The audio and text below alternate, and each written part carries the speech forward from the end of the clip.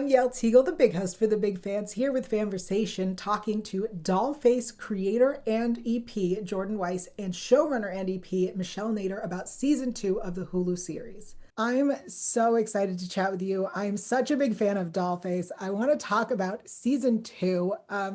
First of all, we start the season acknowledging and really living through the pandemic with these girls. Can you tell me about the choice to include that? Yeah, I think because we're a show that does have these really fantastical moments of magical realism, it's so important that the grounded reality of the show reflects real life and feels relatable. So when we started talking about it, it felt like it was going to be really hard to make the real world feel real to our audience without at least acknowledging that.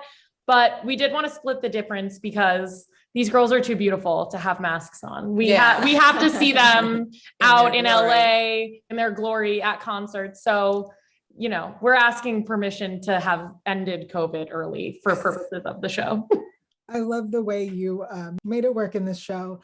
Speaking of the fantastical elements, we have a musical, we have an animated sequence. Can you tell me about those decisions? I watched season 1 as a fan and I loved what Jordan was doing and creating. And I think that we just sort of like blossomed together, and, you know, it's a show about female friendships, and we just kind of were, you know, playing off of each other's experience, and it just kept growing. And Jordan, by the way, wrote the music to the fairy tale song. Like, I mean, it was, she sent me I think you texted me the lyrics. I had the idea in thinking about Izzy, I had the idea for the lyrics, and I wrote them like after the writer's room one day and then sent them to you. And I was like, you're really talented. Like, this is crazy. I'm a musical theater nerd for sure. Grew up doing performing arts. And I know that Esther Pavitsky has that in her background. And we had been talking for the last couple of years about like finding a way to put music into the show so that Esther could perform. She sings in her stand-up special. She sang with her role on Crazy Ex-Girlfriend in her show Alone Together. So I was like, we can't be the only show that you don't do a musical number in. Right. My theater camp friends will have my head.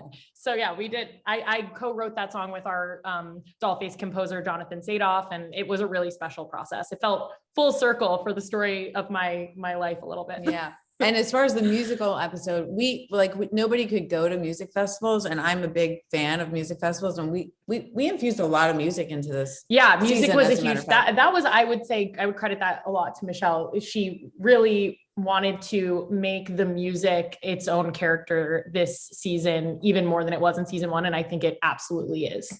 Yeah. And also we got to have a music festival. We got to go to a music festival. It was 4,000 degrees in the valley, but it was a music festival that we created out of a soccer field in Santa Clarita, California. Yeah, it was great. I also know we have some new characters this season, some new love interests. Can you tell us a little bit about that without spoiling too much? I will say I love rom-coms as a genre, but Dollface at its heart is always going to be a friendship romantic comedy where the real romances and the relationships that you're rooting for are the ones between the girls. That being said, they do date new people this year. And so I think, you know, you see Stella's character in a serious relationship for the first time with the amazing Lily Singh, who was such a perfect, incredible addition to the cast. And I think that for some of the other girls, like especially Izzy's character and Jules's character, a lot of their relationships are really about them learning about themselves as much as those storylines are about the men that they're dating.